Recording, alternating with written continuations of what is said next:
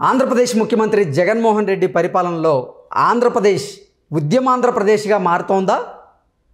ప్రభుత్వ యంత్రాంగం జగన్మోహన్ రెడ్డికి ఎదురు తిరుగుతోందా? ఎన్నికల కంటే ముందే జగన్మోహన్ రెడ్డి ప్రభుత్వం పతనం కాబోతోందా అంటే అవుననే సమాధానం ఇస్తున్నారు కొంతమంది రాజకీయ విశ్లేషకులు. ఇక ఇదే అంశానికి సంబంధించి మనతో మాట్లాడేందుకు ప్రముఖ సీనియర్ జర్నలిస్ట్ దుర్గాకుమార్ గారు మనతో ఉన్నారు. ఆయనతో మాట్లాడదాం. Sir hi sir. నమస్తే. నమస్తే కృష్ణ గారు, మన వీక్షకులు కూడా నా నమస్కారం. సార్, జగన్మోహన్ రెడ్డి పరిపాలనలో ఆంధ్రప్రదేశ్ ఉద్యమాంధ్రప్రదేశ్గా మారుతోందా? ప్రభుత్వ యంత్రాంగం అంతా ఇప్పుడు జగన్మోహన్ రెడ్డికి ఎదురు తిరుగుతోందా? ప్రభుత్వంలో ఉన్నటువంటి వివిధ శాఖలకు సంబంధించినటువంటి ఉద్యోగులు సమ్మెబాట పట్టేందుకు సిద్ధమయ్యారా? ఇక ఎన్నికల కంటే ముందే జగన్మోహన్ రెడ్డి ప్రభుత్వం పతనం కాబోతోందా అంటే ఏం చెప్తారు సార్? అంటే ఉద్యమం అనేది ఎప్పుడు వస్తుంది కృష్ణ గారు? ఏదైనా సమస్యలు సుదీర్ఘకాలం పరిష్కరించకుండా ఉంటే అది ప్రభుత్వం కానీ లేకపోతే ప్రైవేట్ వ్యవస్థలు కానీ ఏమైనా అప్పుడు ఎవరికైనా మిగిలిన ప్రత్యామ్నాయం ఆందోళన. అది నిరవధిక సమ్మె కావచ్చు, లేకపోతే నిరాహార దీక్షలు కావచ్చు.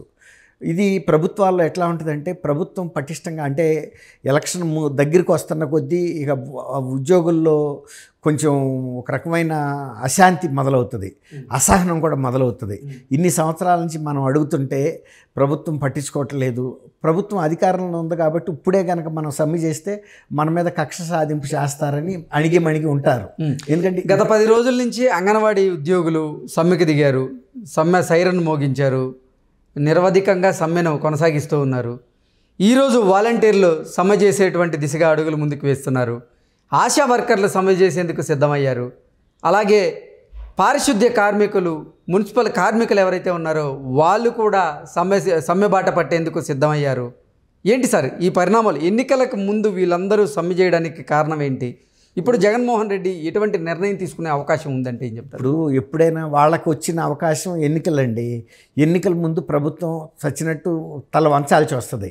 ఎందుకంటే ఎన్నికల ముందు ఎన్నిసార్లు ఆశా వర్కర్లు, టీచర్లు అనేక మంది ఎన్ని సమ్మెలు చేసినా కూడా ఏమీ ప్రభుత్వం దిగిరాల. అట్లా అప్పుడు పటిష్టంగా ఉంటుంది. అసలు వాళ్ళ మీద కక్ష సాధింపు ధోరణి కూడా చేసింది టీచర్స్ మీద బాగా. అసలు టీచర్స్ ఆయనకి దిమ్మ తిరిగే షాక్ ఎప్పుడు ఇచ్చారంటే, ఒకసారి విజయవాడలో ధర్నా పెట్టారు. ఆ ధర్నాకి వెహికల్స్లో ముందే ఇళ్ల దగ్గరే హౌస్ అరెస్టులు చేసి ఎంతోమంది టీచర్స్ని బయటికి రాకుండా చేసినా కూడా వాళ్ళు ఏదో ఒక రూపంలో బయటకు వచ్చి మారువేషాల్లో, రైళ్లల్లోనూ రకరకాల వెహికల్లో మీద విజయవాడ వచ్చి ముట్టడిచ్చారు విజయవాడని. అని షాక్ అయిపోయాడు. ఇంత పోలీసు బలగాలను పెట్టాను నేను, ఏ జిల్లాకి ఆ జిల్లా, ఏ ఊరికి ఆ ఊరు, ఏ మండలానికి ఆ మండలం.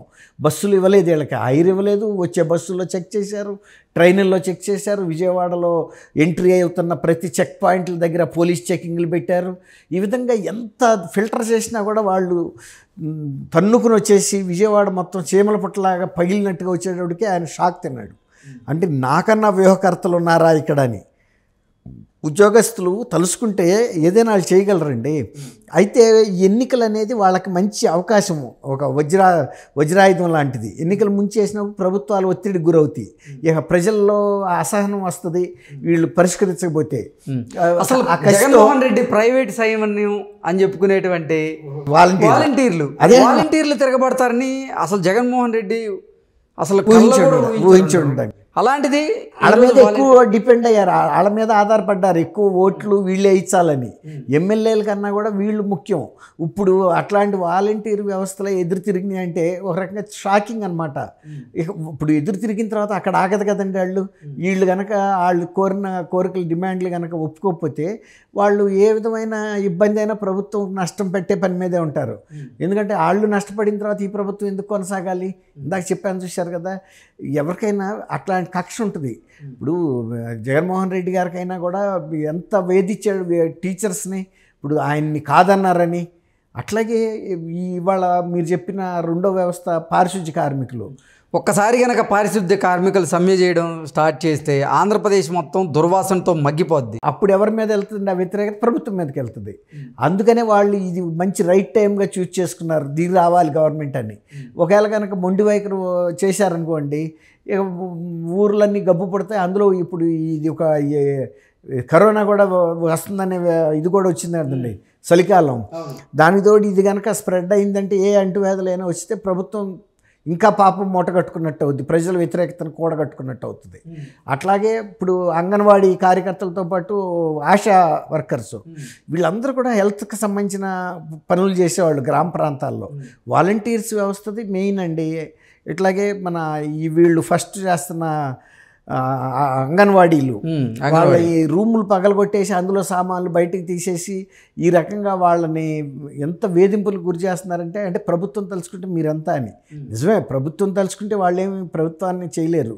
కానీ అంతమంది అంగన్వాడీల వ్యతిరేకతని గ్రామాల్లో రేపు వాళ్ళకు కూడా పలుకుబడి ఉంటుందండి. అంగన్వాడీ కార్యకర్తకి ఈ విధంగా మమ్మల్ని ప్రభుత్వం వేధిస్తుంది, ఈ ప్రభుత్వం మంచిది కాదు, ఇలా జరిగింది అట్లా జరిగిందని గ్రామాల్లో టీచర్స్ కూడా బాగా ఇన్ఫ్లుయెన్స్ చేయగలరండి.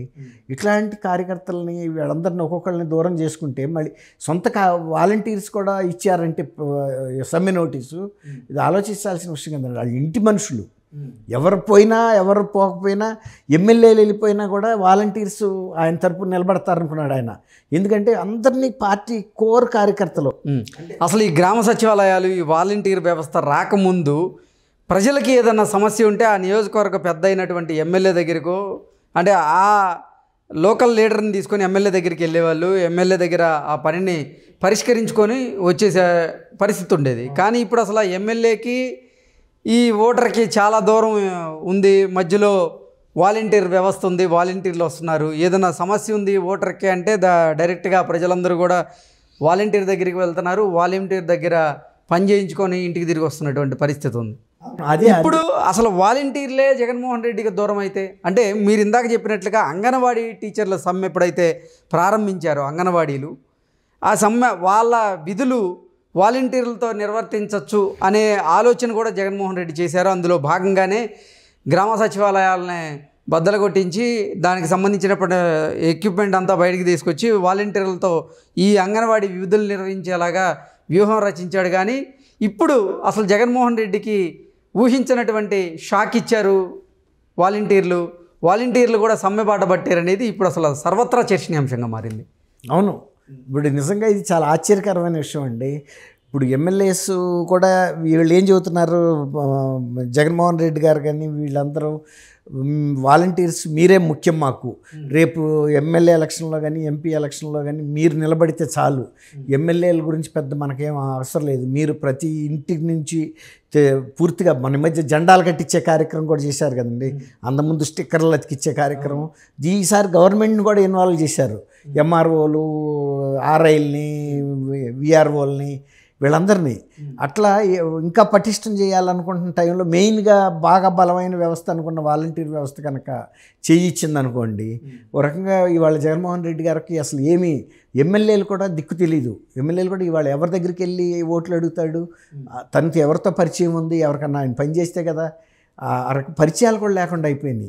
ఒకవేళ కనుక రేపు వాలంటీర్స్ కనుక తిరగబడ్డారంటే ఫలితాలు కూడా తిరగబడతాయని చెప్పొచ్చండి ఖచ్చితంగా. నేను ఎందుకంటే విలేజెస్లో చూస్తా కదా, వాళ్ళు ఎవరినన్నా ఇప్పుడు మిమ్మల్ని ఏదన్నా మీ మీద కేసు పెట్టించాలంటే అందరూ మూకుమ్మడిగా సంతకాలు పెట్టి మరీ ఇస్తారు ఎంఆర్ఓలకి, సిఐలకి దరఖాస్తులు. ఓకే, ఇప్పుడు వరుసగా ఒక్కొక్క శాఖకు సంబంధించినటువంటి ప్రభుత్వ ఉద్యోగులు సమ్మె బాట పట్టడం నేపథ్యంలో జగన్మోహన్ రెడ్డి గారి గ్రాఫ్ అమాంతం పడిపోబోతుందా? ఆయన రానున్న ఎన్నికల్లో ఓటమి దిశగా అడుగులు వేయడం తథ్యమా అంటే ఏం చెప్తారు? ఇప్పుడు సొంత నియోజకవర్గంలో ఆయన చేయించిన పనులకు బిల్లులు ఇవ్వటం లేదంటే ఇక ఉద్యోగుల పట్ల ఆయన ఎంత సంక్షేమం పాటిస్తాడో మీరు అర్థం చేసుకోండి.